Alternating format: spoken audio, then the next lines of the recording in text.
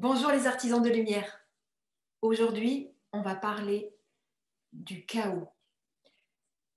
Le chaos, pourquoi il est là? On va parler aujourd'hui de cette période que nous sommes en train de traverser qui est déroutante et en même temps, il y a un espoir. Cet espoir, on va comprendre qu'il est là, qu'il y a toujours cette petite graine qui est là et qui va pousser vers un monde beaucoup plus beau, mais pour l'instant, on en est aux prémices. Et alors, qu'est-ce qui se passe aujourd'hui? Qu'est-ce qui se manifeste?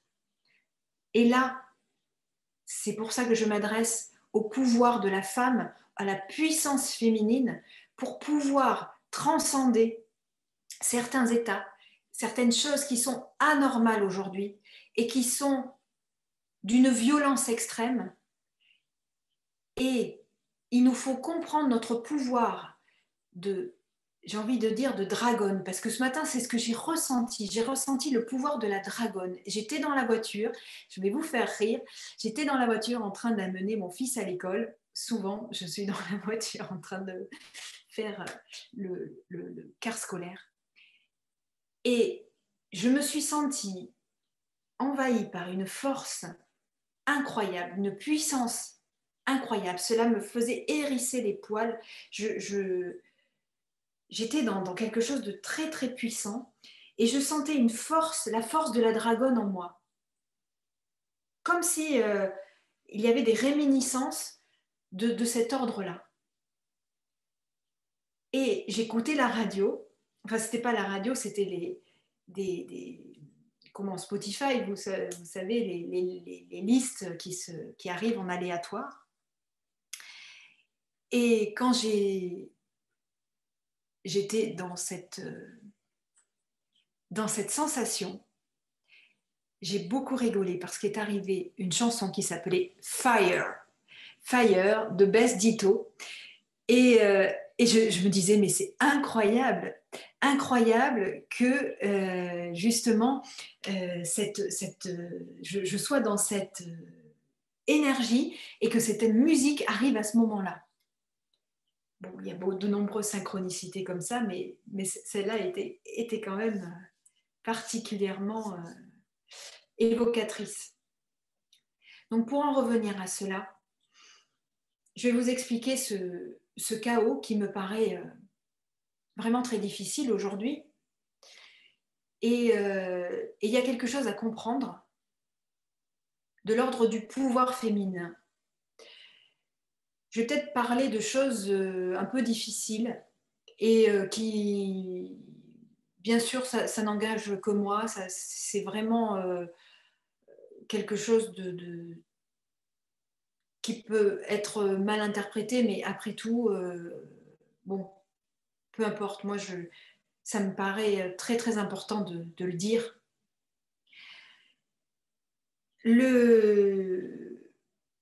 Cela fait des millénaires maintenant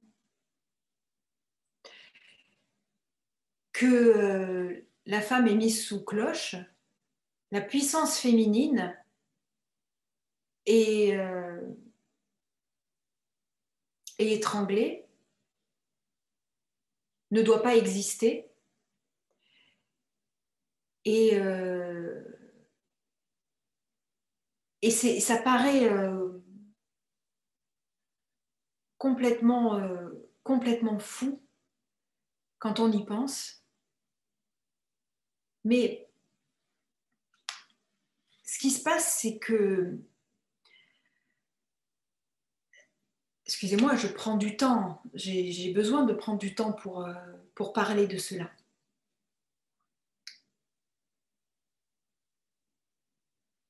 Les femmes, elles ont en elles une grande puissance, une puissance créatrice énorme. D'ailleurs, elles portent les enfants. Et cette puissance créatrice se manifeste dans la nature, dans ce que l'on peut voir de la nature, dans cette fertilité, dans cette abondance, dans ces formes organiques que l'on voit partout, lorsque l'on n'est pas au milieu de la ville, et des bétons et des bâtiments phalliques, eh bien lorsque l'on est dans la nature et qu'on l'observe, on observe beaucoup de formes harmonieuses, des formes rondes, des formes féminines. Et les femmes, on porte cela en nous. Cette tradition yin, cette création qui est plutôt yin, qui est plutôt dans l'organique. Seulement aujourd'hui, où voit-on du yin si ce n'est dans la nature? Nos villes sont, comme je vous l'ai dit, extrêmement phalliques, extrêmement rectilignes, extrêmement mentales. Et il n'y a pas que cela. L'école, on va d'un point A à un point B, on rentre dans des cases. Alors, il peut y avoir un côté positif à cela, mais quand ça va trop dans un sens, ça devient compliqué. Et donc, cette société s'est mise en place comme cela. Et les femmes ont été mises sous cloche, même plus encore, on va en parler après.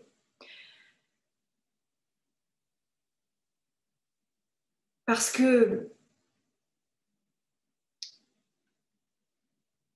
excusez-moi, je prends du temps parce que j'ai vraiment besoin de placer des mots qui me paraissent importants.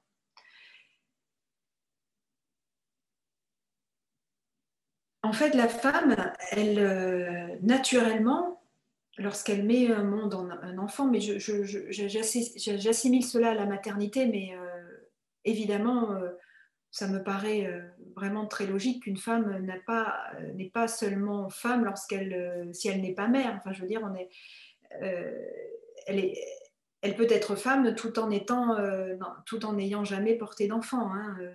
Ça, c'est évident.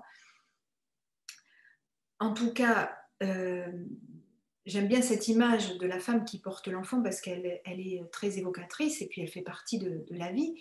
C'est-à-dire qu'une femme est dans son cœur et elle va exprimer énormément de choses autour du service.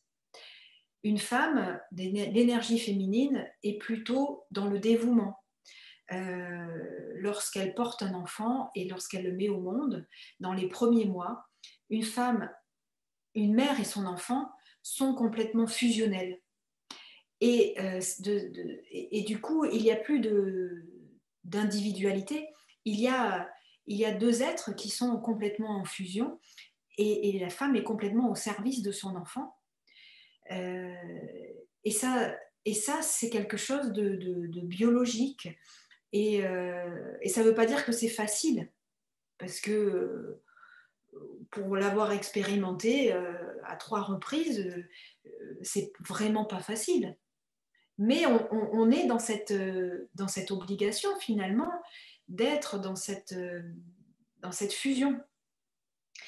Et la femme va également servir son mari, va être au service de la société, au service de son foyer, au service de ses enfants, au service de sa maison. Et il va y avoir une espèce d'abnégation. Alors, je ne parle pas pour toutes les femmes, je ne veux pas faire de généralité. Il y a aussi des femmes habillées en hommes et il y a aussi des hommes habillés en femmes. Mais il faut le voir en termes d'énergie. C'est très important. Je ne fais pas de la sociologie. Quand je parle de ça, je veux parler de l'énergie. Et donc, une femme aura tendance à être l'énergie féminine, mais incarnée dans une femme. Eh bien, ça va être plus le cœur et le service. Donc, un homme qui a aussi cette verticalité, qui a ce côté très stable, qui veut justement construire, ériger, conquérir, ça fait partie de l'esprit masculin, eh bien, va le faire. Et une femme va avoir un penchant naturel à laisser faire son homme ou ses hommes autour d'elle.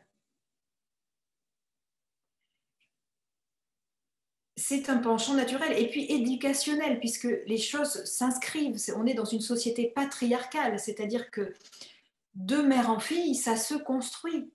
Ma fille me faisait justement remarquer hier, et à juste titre, en tout cas, elle l'a remarqué et je trouvais que c'était assez pertinent. Elle me dit: «Mais maman, tu sais que, en fait, moi j'ai remarqué qu'il y avait beaucoup de fils uniques, mais il y a très peu de filles uniques. Enfin, en tout cas, j'en connais beaucoup moins que de fils uniques». Et elle me dit: «Parce que je pense que les parents, quand ils ont un fils, il y a quelque chose qui est réalisé, et quand il y a une fille, eh bien, c'est pas totalement réalisé, donc on va chercher à avoir un garçon». Et en tout cas, c'était ce qu'elle me faisait remarquer. Je ne dis pas que c'est la vérité. Je dis qu'elle me le faisait remarquer, et à juste titre, ça faisait partie de nos réflexions. Et, et du coup, il est vrai qu'il y a quelque chose d'extrêmement patriarcal dans nos sociétés. Et que se passe-t-il lorsqu'une femme est vivante, lorsqu'une femme est créatrice, lorsqu'une femme a envie de s'exprimer dans la vie et d'être elle-même à juste titre, puisque nous sommes tous des individus et habités une âme qui nous habite. Nous sommes, oui, nous sommes habités par une âme, et cette âme a envie de s'exprimer, d'exprimer sa coloration, ce qu'il est, etc. Sauf que nous sommes dans une société profondément patriarcale, donc une femme, lorsqu'elle a envie de s'exprimer, c'est beaucoup plus difficile que pour un homme. Et donc, qu'est-ce qui se passe? Eh bien, lorsque la femme, ben justement, ne peut pas s'exprimer, il y a deux possibilités. Elle se résigne, et ça, c'est la mort de l'âme, pour moi, se résigner et vivre dans une tristesse, dans une frustration. Et puis, il y a beaucoup de personnes qui se plaignent, des femmes qui se plaignent beaucoup parce qu'elles sont dans oui, une forme de frustration intérieure. Parce qu'elles elles ne sont pas suffisamment, à mon sens, en contact avec leur âme. Mais pourquoi? Parce qu'il y a eu ces mémoires transgénérationnelles, il y a eu toute cette éducation qui se fait d'inégalité entre l'homme et la femme. Et donc, qu'est-ce qui se passe dans le deuxième plan? Le deuxième plan que moi-même j'ai expérimenté. Eh bien, on a envie d'exprimer les choses, on a envie de les expérimenter, on a envie, regarder ma vidéo précédente où je parlais justement de ces moments où on est dans la tristesse et la dépression et on va aller chercher cette petite graine que l'on a envie de faire germer. Eh bien, cette petite graine que l'on a envie de faire germer, eh bien, il faut qu'elle puisse pousser. Mais le problème, c'est qu'il y a tellement de pression masculine, les hommes ont pris tellement de place qu'il n'y a plus de place à l'organique, il n'y a plus de place au yang, il n'y a plus de place à l'imaginaire féminin, à la puissance féminine. Elle n'existe plus. Nous sommes complètement dans une forme de dévotion et de servitude. Alors oui, on peut se raccrocher à notre cœur. On se dit, c'est ça qui nous rattache aussi. À nous dire, oui, je suis dans le cœur, je suis dans le service, c'est merveilleux. Mais merde, aussi, il faut pouvoir s'exprimer, il faut pouvoir prendre sa place. Et là, ça devient difficile. Ça devient difficile, pourquoi? Parce que les hommes ont pris énormément de place et qu'il n'y a pas suffisamment de place pour les femmes. Et donc, j'en reviens à ma dragonne intérieure qui me disait, prends la puissance féminine pour imposer ta place. Et ça, je l'ai fait. Je l'ai fait à maintes reprises dans mon existence. Et ça m'a apporté énormément de satisfaction. Mais ça a créé aussi du chaos et des conflits. Beaucoup. Et c'est ce que l'on est en train de vivre à l'échelle sociétale. Il y a des vagues comme ça de ras-le-bol, de puissance qui émerge vers une nouveauté. Et là, il y a le chaos qui s'installe et il y a également une défense masculine qui arrive et qui dit non, ce n'est pas possible, on garde notre terrain conquis. Donc c'est la guerre. Ce que l'on est en train de vivre, c'est exactement ça, c'est la guerre. Donc j'en reviens à mon échelle individuelle. Lorsque moi, j'ai décidé dans une partie de mon existence, j'ai décidé de quitter mon travail et d'aller dans mon art, dans ce que j'avais à approfondir, à expérimenter dans ma création artistique. Et j'étais mariée à cette époque. Et donc, qu'est-ce qui s'est passé? Eh bien, lorsque j'ai dit, bah, stop, moi, je prends ma puissance créatrice et je la mets en place, eh bien, il y a eu une forme de violence, de conflit extrême. Et ça s'est scindé par un divorce. Parce que la personne qui était avec moi ne pouvait pas supporter cette puissance féminine, ne pouvait pas l'accepter. Je ne suis pas en train de régler mes comptes. Voilà, les choses ont été réglées, il n'y a pas de souci. C'est juste que c'est extrêmement important de prendre conscience qu'il y a des résistances très très fortes de la part de la puissance masculine. Et ça fait partie de la biologie, ça fait partie de la... Alors la biologie, oui et non, je me corrige, du côté patriarcal qui s'est infusé dans notre patrimoine. Hein. Et donc, je m'adresse aux femmes, aux puissances féminines, aux puissances créatrices féminines, et je leur demande, et je vous demande, vous, artisans de lumière, de pouvoir mettre en œuvre toute votre créativité, mettre en œuvre tout ce que vous avez à exprimer, de la mettre en lumière, la mettre en matière, parce que c'est extrêmement important. Mais sachez que ce n'est pas facile. Ce n'est pas facile parce que vous avez deux possibilités. Dans tous les cas, vous allez vous confronter au masculin. Dans tous les cas, vous allez vous confronter à une résistance. Mais il y a deux possibilités. Et c'est là où je fais honneur et je rends hommage à la puissance masculine. Parce qu'il y a deux possibilités. La première possibilité, alors on va reprendre l'image de l'arbre comme j'avais fait dans l'autre vidéo, et on va imaginer que c'est l'homme. L'homme, avec son tronc et ses branches, et puis nous sommes le vent. Nous sommes le vent qui vient apporter notre puissance créatrice, nos idées, notre conscience dans la matière. Pour l'instant, il y a encore du boulot. Eh bien, on est dans cet élan. Qu'est-ce qui va se faire? Eh bien, les branches de l'arbre vont se secouer, forcément. Ça ne peut que créer une réaction. Donc, l'arbre, qu'est-ce qu'il choisit de faire? Si l'arbre est assez solide, si son tronc est assez solide, si sa verticalité, si sa stabilité, si son amour est assez solide, eh bien l'arbre va danser avec le vent. Comme le roseau qui se tord, mais qui ne se plie pas. Non, qui se penche, mais ne se plie pas, pardon.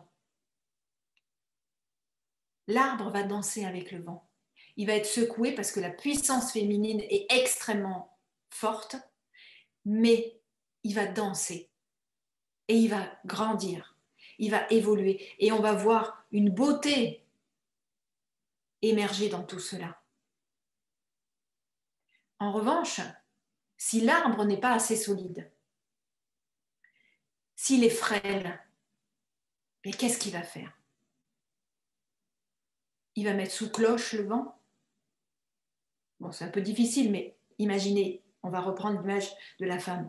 Il va mettre la femme sous cloche, il va l'enfermer, il va la violenter, il va la réduire,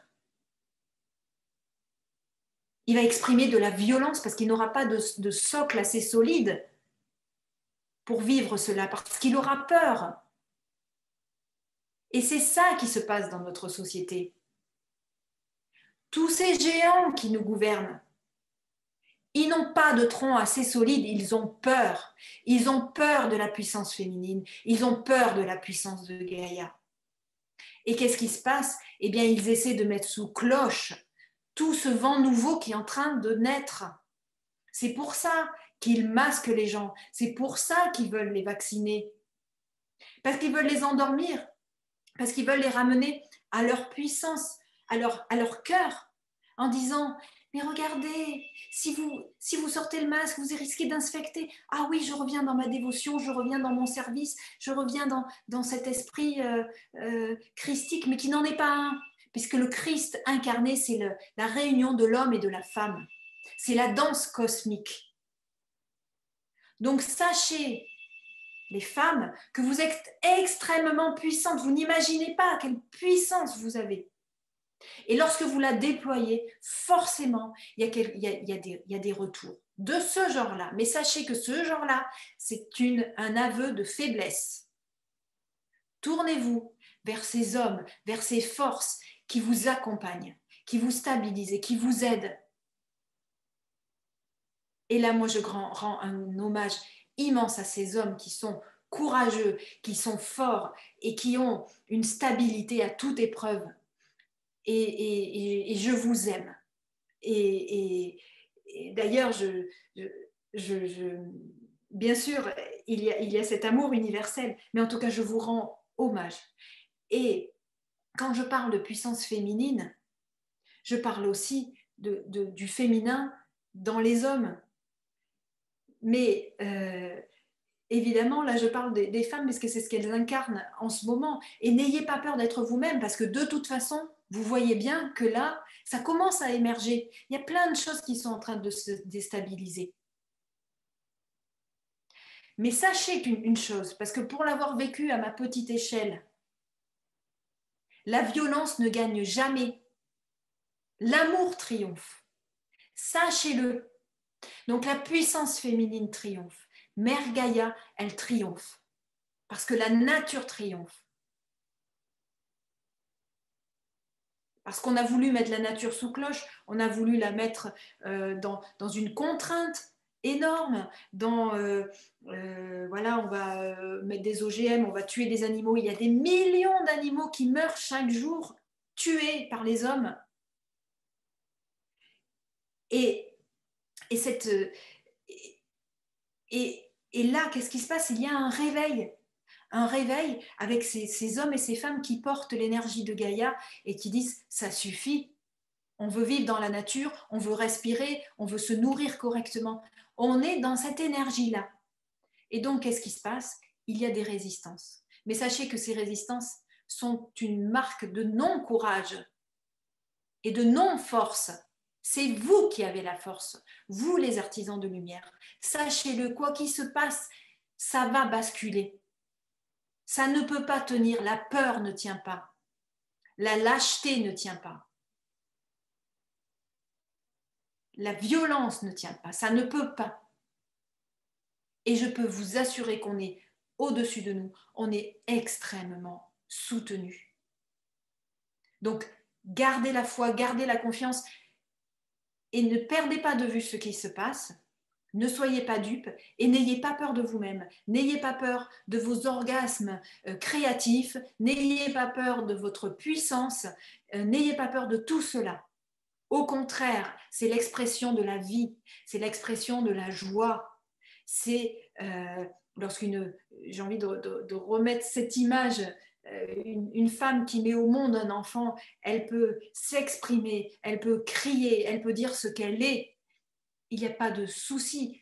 Au contraire, c'est l'expression de la vie. Et ça fait peur à beaucoup d'hommes. Donc, vraiment gardez la foi, gardez la confiance et on se revoit très vite. Au revoir.